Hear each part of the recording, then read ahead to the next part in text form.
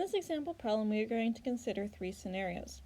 Our first one has a metal loop that is an external field that is pointing in the negative z direction.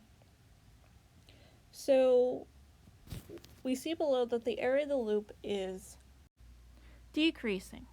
So that means the magnetic flux is decreasing.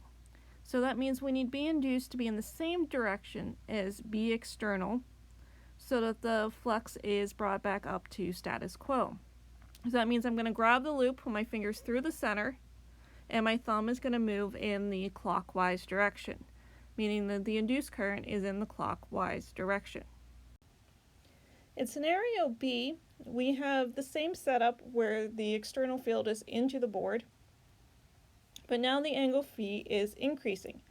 Now we do have to be careful with this because as the angle phi increases, so as we rotate the loop, the cosine of phi decreases.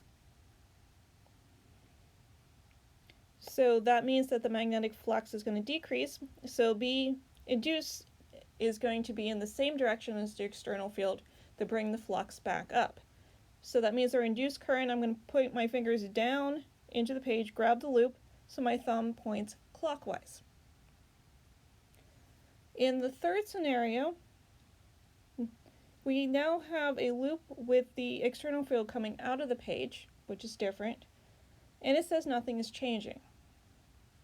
In order for an induced current or an induced magnetic field to be present, something in the flux equation has to change, whether it's the external field strength, the orientation of the loop, or the area of the loop.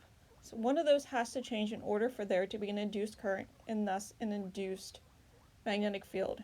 Because remember, Faraday's law is the change in magnetic flux with respect to time, not flux by itself. So you actually have to have something changing in that flux equation in order for there to be anything induced.